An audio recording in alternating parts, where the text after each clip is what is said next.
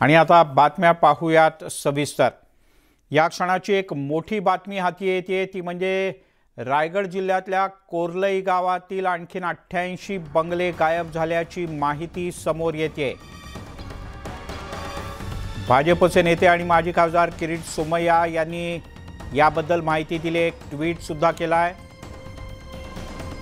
कोर्लई मधले अनेक बंगले गायब झाल्याचा दावा त्यांनी केला आहे। एकूण 88 बंगले गायब झाल्याचं किरीट सोमय्या यांचं म्हणणं आहे आणि या प्रकरणी आणखीन एक गुन्हा दाखल झाल्याचं सुद्धा सोमय्या यांनी म्हटलंय। रेवदंडा पोलीस स्थानकात कलम 420, 465, 66, 468 एवढंच नाही तर 204, 166, 167, 218 आणि 34 अंतर्गत गुन्हा दाखल करण्यात आला आहे असं किरीट सोमय्या यांनी नमूद केलंय।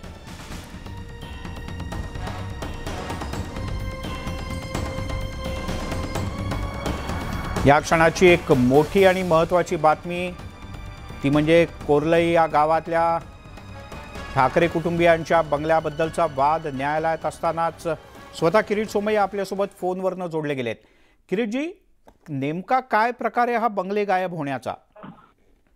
आता उद्धव ठाकरे यांच्या कृपेने ठाकरे सेनेच्या नेत्यांनी एका बाजूला उद्धव ठाकरे, दुसरे रवींद्र वाईकर, रश्मी ठाकरे, मनीषा रवींद्र वाईकर, आता त्यांचे आणखीन लोक, उद्धव ठाकरे यांच्या परिवाराचे 19 बंगलो बेनामी होते। आता दुसरे असे 81 प्रॉपर्टीज बंगलो असे सापडले आहे की जे बेनामी आहे या गायब आहे किंवा कागदावर आहेत आणि त्याच्या विरोधात काल महाराष्ट्र रायगड जिल्हा परिषदेच्या अधिकाऱ्यांनी रेवदंडा पोलीस स्टेशन येथे FIR दाखल केली आहे। बर, पण मग किरीटजी, हे गायब झालेले 81 बंगले आहेत कोणाचे? मुळात ते कागदावर आहेत, प्रत्यक्षात कधीच नव्हते किंवा काय? ते तर उद्धव ठाकरेच सांगू शकणार। मी कसं असं म्हणणार की उद्धव ठाकरे खोटारडे आहेत, त्यांचा परिवार बेनामी कागदावर असलेला बंगलो 14 वर्ष टॅक्स भरत होते असं मी कसं काय उद्धटपणे सांगणार? आता ही गोष्ट खरी आहे की उद्धव ठाकरेंनी एका रात्री बंगलो गायब केले, ग्रामपंचायतचे रेकॉर्ड गायब केले। ही तर खरीच गोष्ट आहे की हे जे 81 प्रॉपर्टी उद्धव ठाकरेच्या सेनेच्या अन्य नेत्यांनी उभी केली, आता ते मनी लॉन्ड्रिंग साठी केलं होतं की CRZ डावलण्यासाठी किंवा महापालिका माफिया कॉन्ट्रॅक्टरचा पैसा गुंतवला होता, तो इन्व्हेस्टिगेशन मध्ये बाहेर येणार। ठीक आहे किरीटजी, धन्यवाद, तुम्ही न्यूज 18 लोकमतशी बोललात त्याबद्दल।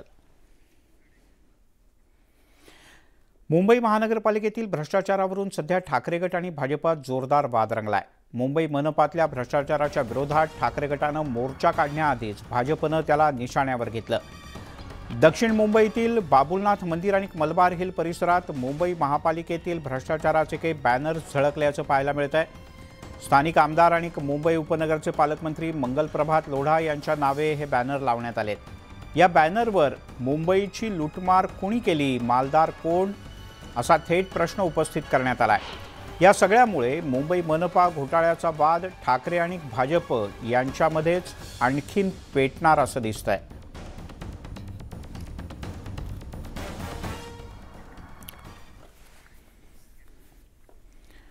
तिकडे शिवसेना उभाठा गटाकडून मुंबई महानगरपालिका इमारतीवर 1 जुलै रोजी मोर्चाचं आयोजन करण्यात आलंय। या मोर्चासाठी ठाकरे गटाकडून सध्या जोरदार तयारी करण्यात आली असताना या मोर्चाला पोलिसांनी परवानगी नाकारल्यामुळे एकच खळबळ उडाली।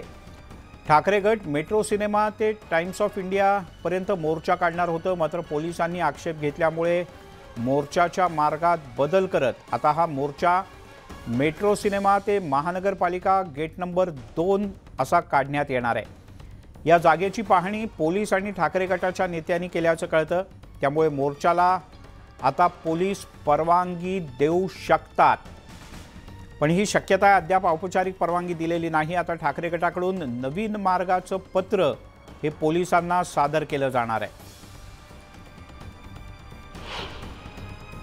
परवानगी नाकारली नाही, त्यांचं म्हणणं तुम्ही आझाद बघा, आमचं म्हणणं पावसाळा आहे, चिखल आहे, त्यामुळे आम्हाला रस्त्यावरच द्या अशी आमची विनवणी आहे। तो रूट आम्ही जरा वेगळा त्यांना सांगितला। आम्ही त्यांना म्हणालो की आम्हाला तुम्ही मेट्रोकडून ह्यांच्या कमिशनर ऑफिसकडून क्रॉफर्ड मार्केटच्या रस्त्याने गेलो तर टाइम्स ऑफ इंडियाकडे ते संपेल, तिथे आमचं व्यासपीठ राहील. तर त्याच्या संदर्भात त्यांनी अडचण व्यक्त केली. म्हणाले जरा तुम्ही आम्हाला सहकार्य करा, आम्ही सहकार्य करा, असं त्यांचं म्हणणं आहे. आम्ही त्यांना म्हणतो तुम्ही आम्हाला सहकार्य करा, असं दोघांचं प्रेमाचं चालू आहे, होईल संध्या. त्यामुळे मोर्चाला नेमकी परवानगी मिळते का किंवा कुठल्या मार्गावरून मोर्चा जायला परवानगी मिळते हे लवकरच कळेल. तिकडे राज्य मंत्रिमंडळाची सह्याद्री अतिथीगृहात आज एक महत्त्वपूर्ण बैठक होती. या बैठकीत प्रलंबित असलेले अनेक निर्णय मार्गी लागण्याची शक्यता आहे. सुमारे 40 निर्णय आजच्या राज्य मंत्रिमंडळाच्या बैठकीत होऊ शकतात अशी शक्यता आहे. राज्यातल्या महामंडळांमध्ये आणखीन 1-2 महामंडळांचा नव्यानं समावेश होईल, म्हणजे भर पडेल असे संकेत आहेत. असंघटित कामगारांसाठी राज्य असंघटित कामगार कल्याण मंडळ तसंच रिक्षा टॅक्सी महामंडळ यावर या मंत्रिमंडळाच्या बैठकीत शिक्कामोर्तब होऊ शकतं.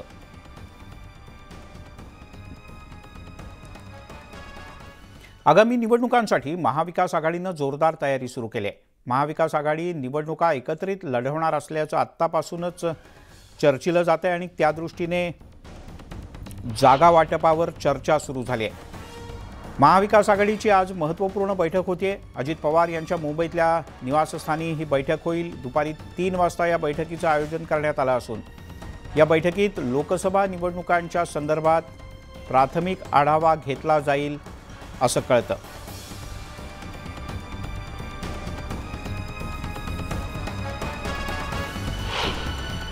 मेरिटप्रमाणे सगळे निर्णय व्हावेत अशा अपेक्षा आहेत आणि त्या पद्धतीचंच आम्ही शॉर्टलिस्ट आज जवळपास केलेली आहे. जवळपास अजून 6 तारखेला एक अंतिम आम्ही या सगळ्या जागेच्या तयारीबद्दल बसणार आहोत आणि नंतरच आम्ही आमच्या महाविकास आघाडीच्या सगळ्या मित्र पक्षाबरोबर आम्ही बसणार आहोत.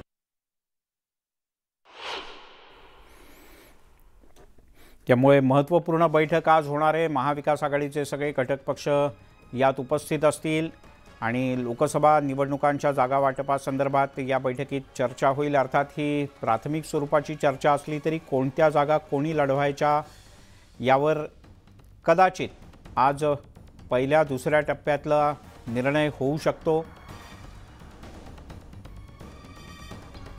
या आघाडीत शिवसेनेकडून या बैठकीत शिवसेनेकडून कोण उपस्थित राहणार हे अजून औपचारिकपणे सांगण्यात आलेलं नसलं तरी राष्ट्रवादी काँग्रेसचे नेते आणि राज्यातले विरोधी पक्षनेते अजित पवार यांच्या मुंबईतल्या निवासस्थानी ही बैठक होणार आहे. या बैठकीला शिवसेना उद्धव बाळासाहेब ठाकरे गट, काँग्रेस आणि राष्ट्रवादीचे नेते उपस्थित असतील. आज लोकसभेच्या जवळपास 15 ते 20 मतदारसंघावर साधारण चर्चा झालेली आहे. मेरिटवर कुठल्या जागा काँग्रेस मागू शकतं की पुन्हा जागा निवडून येण्यासारख्या आहेत, त्या जागा काँग्रेसकडे राहायला पाहिजे तशीच भावना सर्वांची आहे.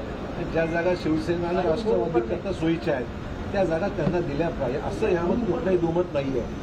त्यामुळे योग्य दिशेने चाचपणी सुरू आहे. त्यामुळे आज प्राथमिक स्वरूपातली चर्चा आणि कदाचित पुढच्या काही दिवसात निर्णय. तिकडे राष्ट्रवादी काँग्रेसच्या राष्ट्रीय कार्यकारिणीची आज नवी दिल्लीत बैठक होतीये. 2024साठी विरोधकांची एकजूट, मध्य प्रदेश, राजस्थानसह आगामी काही विधानसभा निवडणुका तसंच महाराष्ट्रात प्रदेशाध्यक्ष बदलाची चर्चा या पार्श्वभूमीवर या बैठकीला महत्त्व आहे.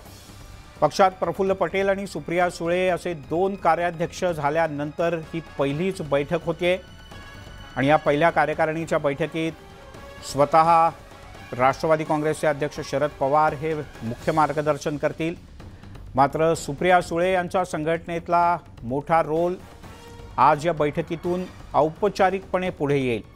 अजित पवार यांनी पक्षाच्या व्यासपीठावर थेट जाहीरपणे संघटनेत काम करण्याची इच्छा व्यक्त केली होती. त्यापाठोपाठ ओबीसी समाजाला नेतृत्व मिळावं असं भुजबळ यांनी म्हटलं होतं. त्यामुळे आजच्या बैठकीत याही अनुषंगानं काही चर्चा होते का हे पाहणं महत्त्वाचं आहे.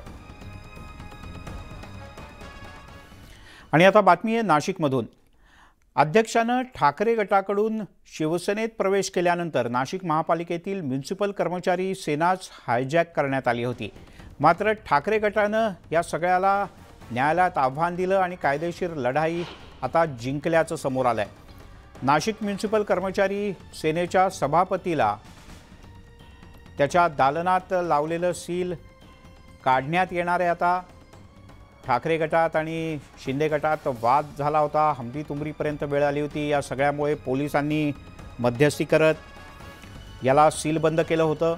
पण आता म्युनिसिपल कर्मचारी सेनेला पालिकेच्या राजीव गांधी भवनात कार्यालयासाठी जागा देण्यात आली असून या ठिकाणी ही जागा आता औपचारिकपणे न्यायालयाच्या निर्णयानंतर ठाकरे गटाला मिळणार आहे। 25 ऑक्टोबरला मागच्या पोलिसांनी हे युनियनचं कार्यालय सीलबंद केलं होतं, पण उबाठा गटाचे महानगर प्रमुख सुधाकर बडगुजर यांनी न्यायालयात धाव घेतली आणि आता न्यायालयानं आदेश दिलेत।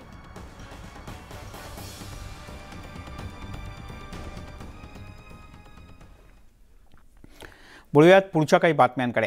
काँग्रेसचे माजी अध्यक्ष आणि नेते राहुल गांधी चक्क दिल्लीतल्या करोल बागमधल्या एका गॅरेजमध्ये काम करताना दिसले। करोल बागेतल्या मेकॅनिकचं काम करणाऱ्या काही जणांशी त्यांनी संवाद साधला आणि त्यांच्या अडचणी समजून घेतल्या। राहुल गांधी यांनी भारत जोडो यात्रेच्या नंतर सामान्यांशी संवाद साधण्याची मोहीमच हाती घेतली आहे। यापूर्वी त्यांनी एका ट्रक ड्रायव्हरच्या बरोबर प्रवास केला होता आणि ट्रक चालकांच्या ड्रायव्हरच्या समस्या जाणून घेतल्या होत्या। आता त्यांनी थेट गॅरेजमध्ये मेकॅनिकशी संवाद साधला।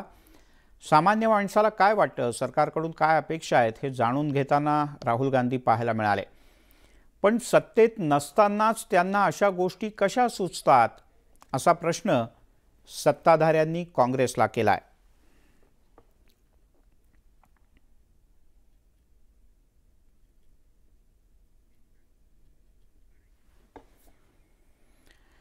तिकडे पुढची बातमी आहे नागपूरमधली। नागपूरमधल्या एका जबरदस्त घोटाळ्याची। नागपूरच्या एम्स रुग्णालयात इंजेक्शन खरेदीमध्ये गैरप्रकार झाल्याचा धक्कादायक प्रकार समोर आलाय। रुग्णांनी खरेदी केलेली इंजेक्शन्स रुग्णालयातून पुन्हा विक्रीसाठी येत असल्याचं उघड झाल्यानंतर सोनेगाव पोलिसांनी 2 जणांना अटक केली आहे। एम्स रुग्णालयात MRIसाठी आलेल्या 3 रुग्णांच्याकडून वैयक्तिक इंजेक्शन्स मागवण्यात आली होती, मात्र एकच इंजेक्शन्स या 3ही रुग्णांना देण्यात आलं आणि उर्वरित 2 इंजेक्शन्स फार्मसीमध्ये विक्रीसाठी पाठवण्यात आली। दलालांच्या माध्यमातून हे इंजेक्शन खरेदी केलं जायचं।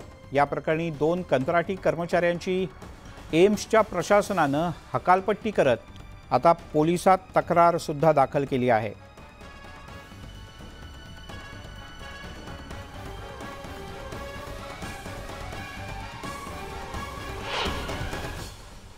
औषधांचा काळाबाजाराचा प्रकार समोर आलेला आहे। दोघांना अटक झाली आहे। औषधं रुग्णांकडून मागवणे आणि ते परत मेडिकलमध्ये विकण्याचे प्रकार आहेत। बरोबर आहे। या गोष्टीवर पोलीसकडून तपास सुरू आहे। जे काही आवश्यक कारवाई अपेक्षित असतील ते नक्की करू आम्ही। आपण पाहताय महाराष्ट्र अनलिमिटेड। राज्यात पुढचे 4 ते 5 दिवस मुसळधार पावसाचा इशारा देण्यात आलाय। कोकण आणि विदर्भात मुसळधार पावसाचा अंदाज असून मुंबईमध्ये आजही येलो अलर्ट आहे, तर रायगड आणि रत्नागिरीत ऑरेंज अलर्ट जारी करण्यात आलाय। विदर्भात पुढचे 2 दिवस विजांच्या कडकडाटासह पावसाचा इशारा देण्यात आलाय, तर मराठवाड्यात आज हलका ते मध्यम स्वरूपाचा पाऊस पडेल असा अंदाज आहे।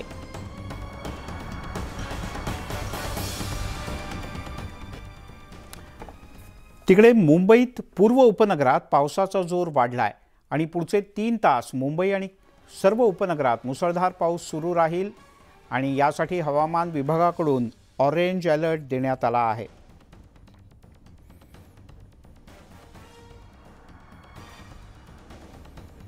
मुंबई आणि उपनगरांच्या करता वेधशाळेनं ऑरेंज अलर्ट जारी केला आहे। पावसाचा जोर अधिक असेल आणि त्यामुळे मुंबईत काही ठिकाणी पाणी साचायला सुद्धा सुरुवात झाल्याची प्राथमिक माहिती मिळते।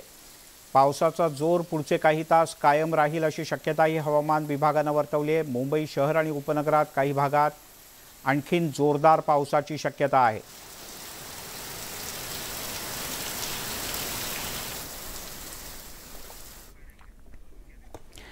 तिकडे सलग दुसऱ्या दिवशी अंबरनाथ शहरामध्ये पावसाचा जोर कायम असल्याचं पाहायला मिळालं। आतापर्यंत शहर आणि आजूबाजूच्या भागात मिळून 127 मिलीमीटर इतक्या पावसाची नोंद झाली आहे। पावसामुळे हवेत मोठ्या प्रमाणात गारवा निर्माण झाल्यानं सगळेच जण सुखावलेत। शिवाय ग्रामीण भागात शेतीची लगबग सुरू झाली आहे। गेल्या काही दिवसांपासून ठाणे जिल्ह्याच्या काही भागांमध्ये ऊन पावसाचा खेळ सुरू होता.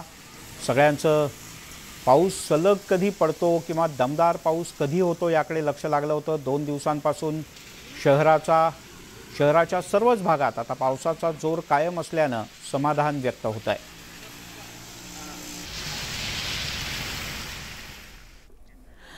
तब्बल 2 दिवसांच्या विश्रांतीनंतर रत्नागिरीत मध्यरात्रीपासून पुन्हा एकदा पावसाला सुरुवात झाली आहे. हवामान खात्याच्या अंदाजानुसार आज आणि उद्या रत्नागिरीसह काही भागात ऑरेंज अलर्ट जारी करण्यात आला आहे. पावसाला म्हणावा तसा जोर नसला तरी अखंडपणे म्हणजे न थांबता संततधार पद्धतीचा पाऊस कोसळतोय. पावसाचा जोर वाढून मुसळधार ते अतिमुसळधार पावसाची शक्यता नाकारता येत नाही असं वेधशाळेनं म्हटलंय. तसंच नागरिकांनी काळजी घ्यावी अशा सूचना सुद्धा प्रशासनाकडून देण्यात आल्या आहेत.